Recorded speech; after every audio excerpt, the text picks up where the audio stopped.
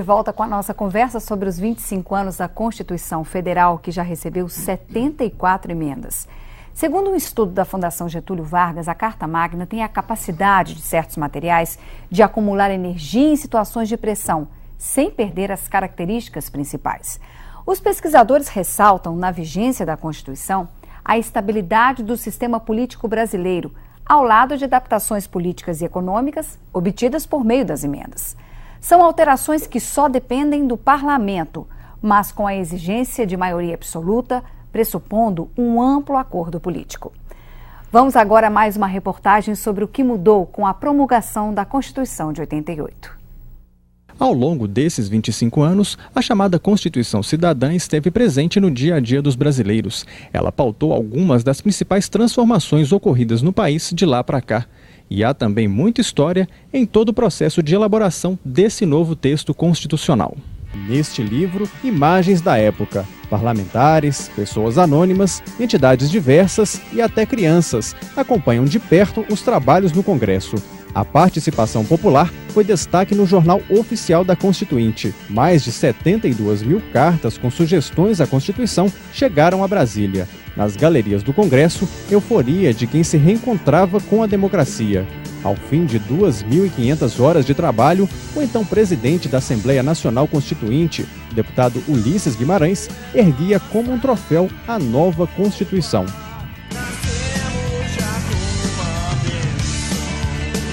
A Constituição ela é vista sempre como um ideal de justiça de um povo, ou seja, quando você concebe uma Constituição de Estado Democrático de Direito, você pressupunha que ali seria o ideal do povo brasileiro, algo a ser feito, algo a ser construído. Hoje, professor, Fernando era militante político naquela época e lembra o entusiasmo na construção da nova Carta. Estávamos construindo um novo país, diante de uma nova sociedade, agora sem a estrutura ditatorial de um Estado.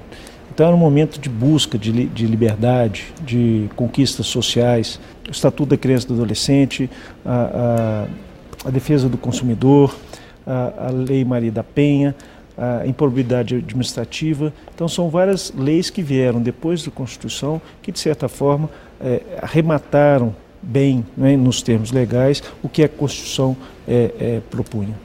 Para o professor, no entanto, a conquista real dos direitos previstos nos 250 artigos da Constituição depende da contínua participação política da sociedade. Acho que hoje a população tem uma visão muito positiva da Constituição, mas reclama justamente disso, da falta de instrumentos para a aplicação efetiva das suas conquistas, principalmente na área de serviços sociais. A sociedade ela tem que se dar conta que ela não é mera espectadora desse modelo de Estado, mas ela tem que ser protagonista, senão esse modelo jamais irá funcionar. Bom, já conversamos aqui sobre esse modelo que tem contradições, mas também tem avanços, né? E atendendo a pedidos, então, o deputado Bonifácio Mourão quer falar um pouco agora dos avanços, né? Eu quero falar porque eu falei sobre problema de prolixidade e detalhes da Constituição, o que foi uma falha. Ele é uma grande obra, mas, claro, não é uma obra perfeita. Então, entre os avanços da Constituição, nós vamos lembrar aqui que a Constituição Federal de 88 fortaleceu o Poder Judiciário, fortaleceu o Ministério Público sobremaneira, fortaleceu os tribunais de contas, isto é, fortaleceu muito os poderes de fiscalização e de julgamento de um modo geral, o que é extremamente importante para a sociedade. Além disso, nós temos que lembrar que a Constituição, entre aquilo que está no seu texto e aquilo que ela deu abertura, veio o segundo turno nas eleições, em razão da Constituição, a concepção do SUS, que nós já falamos, o seguro-desemprego, através do FAT, também obra da Constituição Federal, a questão do Pacto Federativo, que nós vamos falar aqui, está precisando de haver agora um novo Pacto Federativo, porque os municípios, nós queremos fazer uma consideração aqui, os municípios, eu comentava aqui com o deputado André Quintão, saíram fortalecidos, por quê? Porque aumentou em alguns dígitos o repasse do FPM, mas depois veio a DRU, vieram todas as outras medidas de governos federais, de um modo geral, que os municípios e estados ficaram numa situação extremamente difícil, reclamando por um novo pacto federativo.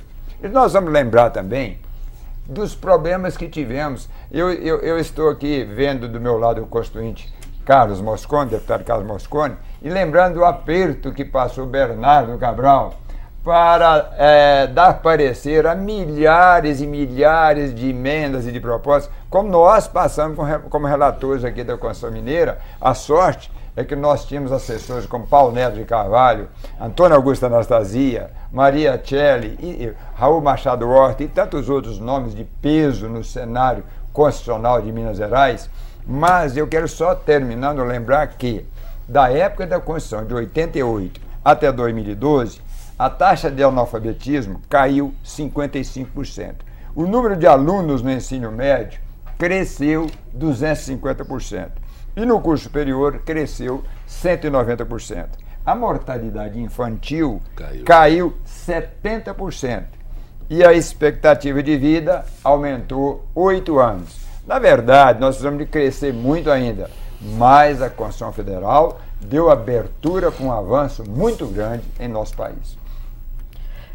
Eu vou pegar aqui inicialmente a fala do André para dizer que a Constituinte, na questão da democracia, dos direitos, de liberdade, ela trouxe essa inovação da participação direta do cidadão, inclusive na elaboração de leis, né? Pode-se apresentar projetos diretamente, que antes era prerrogativa única dos parlamentares eleitos, dos representantes. Lembrar, inclusive, que recentemente, esse ano ainda, a Assembleia de Minas aqui patrocinou um projeto de lei de iniciativa popular que está tramitando no Congresso Nacional, tem que tramitar como um outro projeto de iniciativa de deputado para os 10% da saúde. Quer dizer, isso, assinatura de cada cidadão. Só em Minas, né, quase 700 mil assinaturas, mas tem 2 milhões tramitando. Então, o primeiro projeto, que foi de moradia popular, foi também de iniciativa popular, colocou o cidadão também como ficha limpa, uma grande mudança dessa cultura política, né, eleitoral, iniciativa popular. Então eu acho que colocou o cidadão também como protagonista, né, da construção desse novo país, não apenas delegando ao seu representante, que é legítimo, a democracia se exerce assim, né, mas também ele participando. E tivemos 2 referendos, né, o do sistema de governo, parlamentarismo versus presidencialismo, e depois o de desarmamento, todo mundo lembra, né, 2 plebiscitos que todos os cidadãos foram chamados a votar para dizer qual era o posicionamento. Eu quero até dizer que eu perdi nos 2, viu, Mosconi?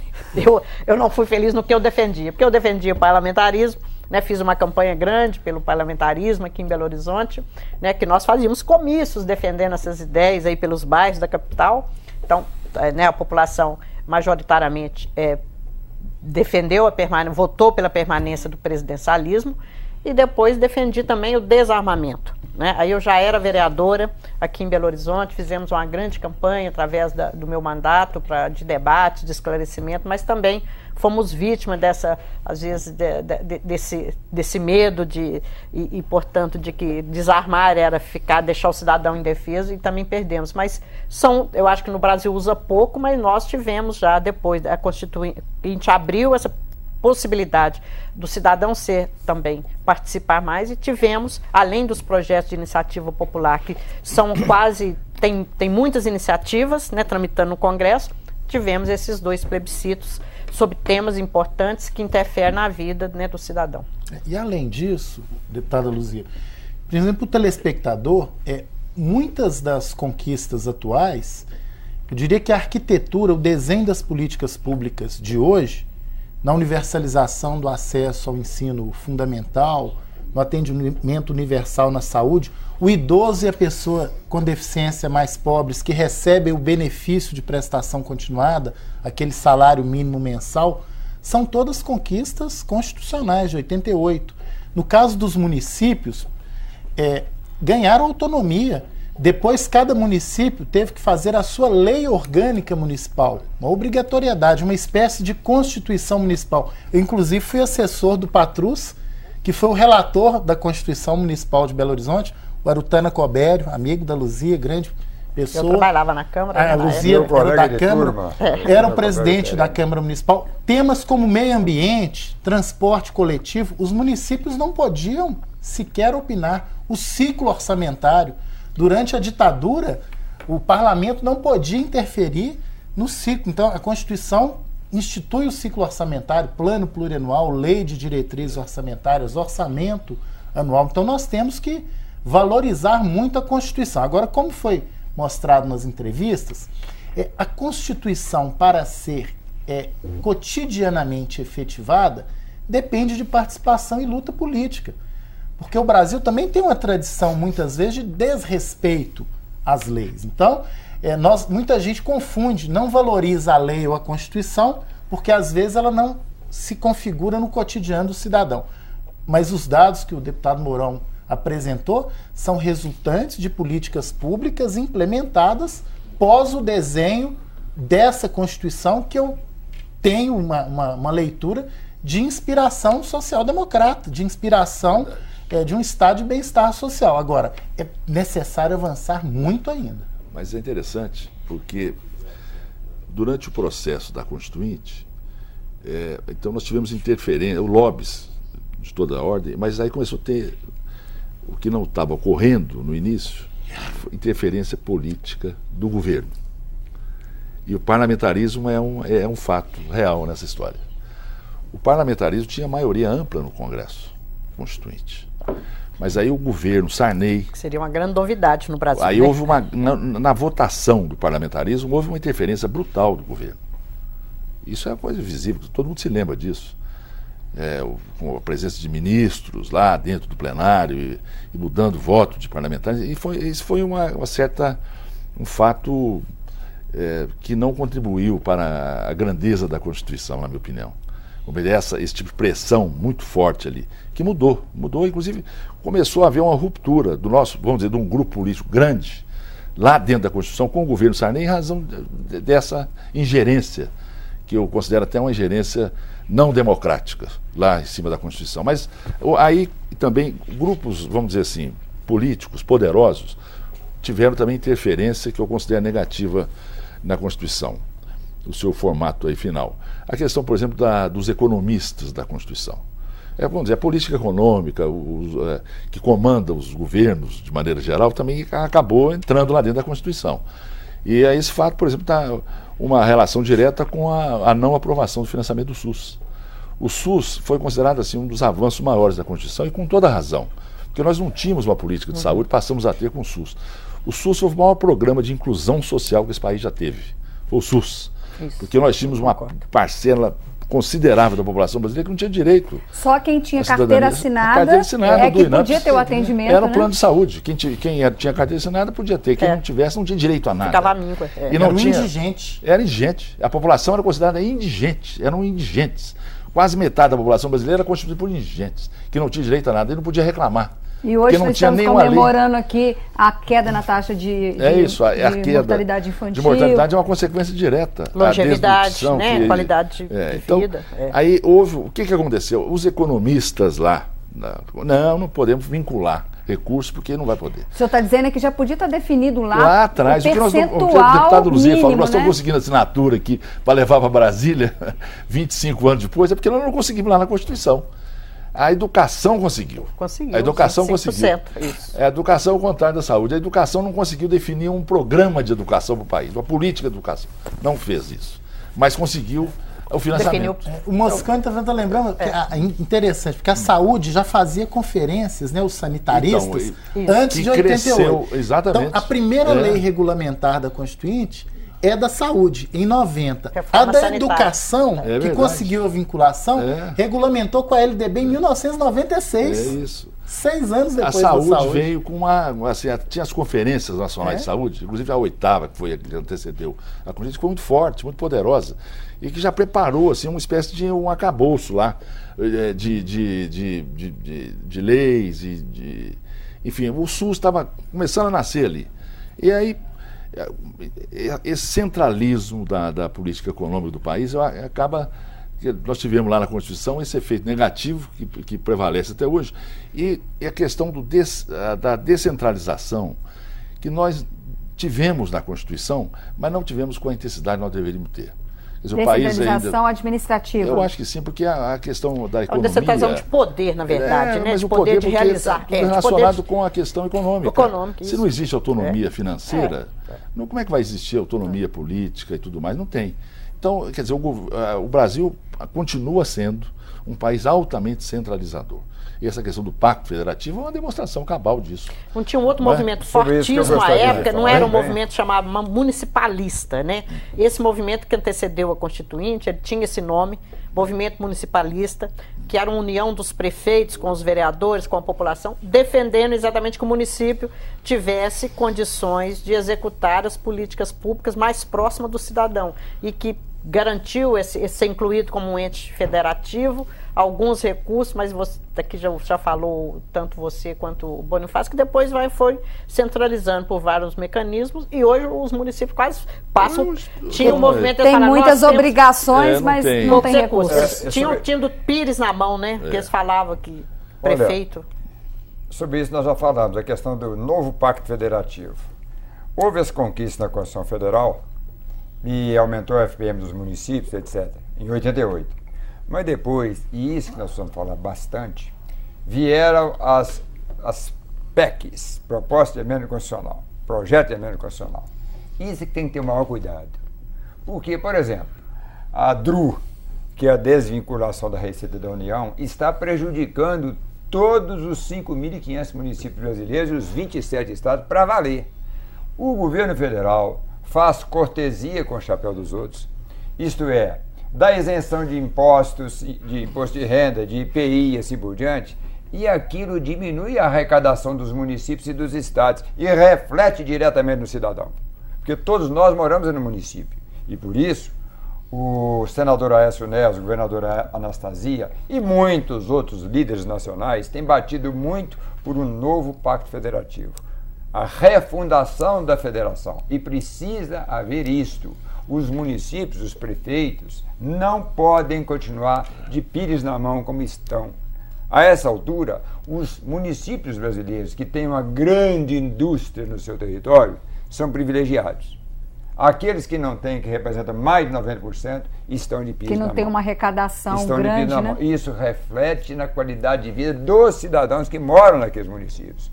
Então, o que não pode haver é reforma à Constituição ou projetos como esse da DRU que eu estou falando, que leva a arrecadação cada vez mais para o governo federal e diminui a arrecadação dos estados e municípios, porque isso piora a qualidade de vida do cidadão brasileiro. Mas isso que eu queria, só para dar um fecho aqui nessa palavra do Mourão, naquele tempo da Constituição, se a população saía à rua para pedir liberdade, democracia e liberdade, voto que não existia naquela época. Hoje a população sai às ruas não é para pedir mais isso, e porque isso já está garantido, isso já existe. A população saiu às ruas agora no Brasil inteiro para pedir o quê? Qualidade de vida, melhor qualidade de vida. A população hoje vive mal, o transporte é ruim, a escola não é boa, a saúde não é boa. Então a população hoje está saindo às ruas, quase que é para pedir um novo contingente de leis aí, para poder melhorar a sua qualidade de vida, que não está boa. Eu passo adiante, né, Mosconi, que nós tivemos conquistas democráticas. Isso. A deputada Luzia reiterou. Questão da participação direta, conselhos setoriais, plebiscito, referendo, projeto de iniciativa popular, inclusive a lei de combate à corrupção eleitoral também foi iniciativa popular. Agora, o nosso modelo político eleitoral hoje reclama o quê? Uma reforma política. As nossas eleições estão muito privatizadas.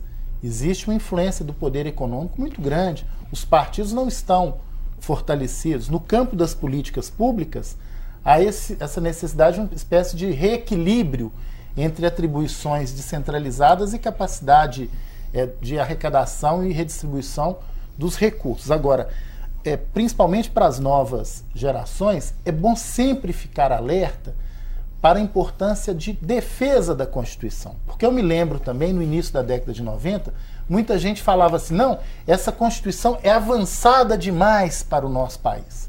Então, o movimento de retroceder existe também, porque a nossa Constituição tem uma marca mais de presença do Estado. E nós sabemos que o mercado, por si só, não resolveu o problema em lugar nenhum do mundo.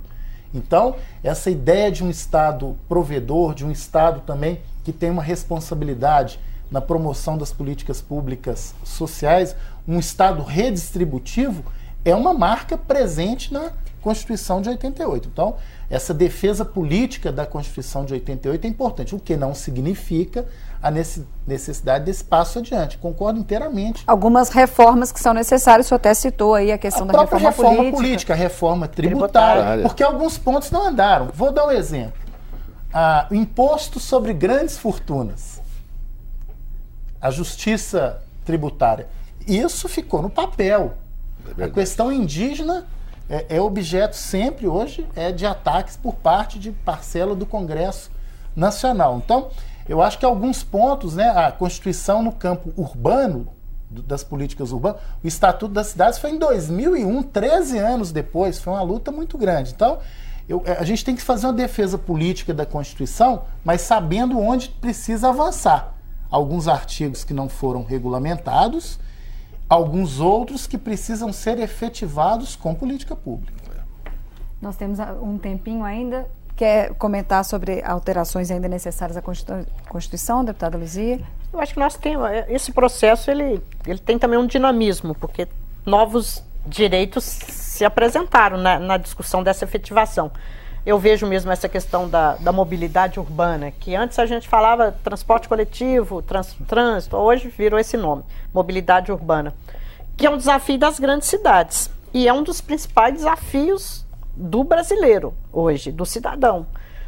Deslocar e trabalhar, o tempo que é gasto, mesmo quem está de carro por causa do trânsito. Então, veja, nós temos no Brasil, como lá talvez em 88, isso não pareceu como um problema, né? Lá tinha muito a defesa não só dos direitos individuais e coletivos, mas também né, o direito das mulheres, das crianças, direito ambiental, que também foi pela primeira vez bem claro, do consumidor, saúde, educação, esses direitos se apresentaram, direitos dos trabalhadores mais visíveis. Não teve um lobby forte lá nessa questão do transporte coletivo, da mobilidade urbana. Portanto, nós temos até hoje, as tarifas do transporte são unicamente subsidiadas pelo usuário. Nós não temos nenhuma política de ter um incentivo ao transporte coletivo, né? E pelo contrário, a gente tem uma prevalência muito grande, um lobby muito grande das montadoras para ter até incentivo para o carro particular, como a gente viu, isenção de imposto do governo federal, que eu acho que é de cabeça para baixo esse incentivo, que eu acho que tem que incentivar o transporte coletivo até para diminuir tarifa, melhorar a qualidade para o usuário. Então, veja bem. Diminuir o número de carros na rua? Diminuir o número de carros na rua. Então, esse assunto não foi um assunto tão premente como estava da saúde, da educação, de outras organizações sociais que lutaram. A questão do transporte coletivo. Portanto, isso não entrou numa organização desse transporte que pudesse ser beneficiado também, né, por incentivos para compartilhar a tarifa, por exemplo. Né? Então, com isso, todo mundo quer ir para o carro e o carro passou a ser objeto de desejo, inclusive tem incentivo. Então, eu estou lembrando esse assunto que foi palco das manifestações, o estopim das manifestações de maio e junho, foi essa questão da mobilidade, portanto, a Constituinte tratou pouco desse assunto. Estou citando um aqui que a gente precisa se debruçar sobre ele. Né? São novas demandas, né? Outras demandas. Estou citando esse, mobilidade. Mas é verdade, tá, esse é um fato hoje. Que apareceu no Brasil e não sai mais, enquanto não houver solução. E se a Constituinte fosse hoje, ele teria teria agora hoje só debruçar sobre ela, claro. Nosso tempo está quase esgotado. É uma palavrinha só, né, deputado Mourão? Terminando? Pode, não, mas só uma palavrinha mesmo, só para te dar a palavra que o senhor está pedindo. Ok, eu quero dizer que o problema não é só a falta de leis, não. Leis nós temos até demais. Tem milhares e milhares de leis, centenas de milhares de leis. O problema é a aplicação da lei. Quantos crimes hediondos nós temos, e crimes violentos, e os criminosos estão soltos. Mas a lei prevê, o Código Penal prevê pena de 12 a 30 anos ou mais para esses crimes, mas às vezes não é aplicado. E o problema maior, eu acho que um dos motivos do movimento de rua também foi esse, a falta de aplicação da lei. Nós temos inúmeras leis boas, mas não são suficientemente aplicadas aqui no Brasil, como são lá nos Estados Unidos, na Inglaterra e em outros países mais avançados. Só quero dizer o seguinte, o direito tem que avançar, as leis têm que avançar acompanhando o avanço da ciência. Ok, deputado. Não, rapidamente também, deputado. Dizer que há uma dinamicidade, por exemplo, a questão da segurança alimentar e juventude não entraram originalmente em 88, mas a luta política fez com que depois fossem incorporados pela Constituição. A merenda escolar é um exemplo. E no mais era parabenizar primeiro a Assembleia pela entrada poética do programa e a trilha sonora também, porque naquela época eram embalados aí pelo rock dos anos 80, Capital Inicial, Paralamas, Legião, Cazuza. Então foi uma trilha sonora bem adequada. Eu queria terminar com esse testemunho. Foi um período de muita efervescência política e cidadã do país, positivo, que faz bem até hoje ao país. O material que nós vimos foi editado por Rodrigo Mascarenhas e Wander Jorge, meus colegas da edição. Bom, nosso tempo agora realmente está esgotado. Muito obrigada aos convidados por este programa sobre os 25 anos da Constituição. Agradeço também a você de casa pela atenção. A gente se encontra de novo na semana que vem. Até lá.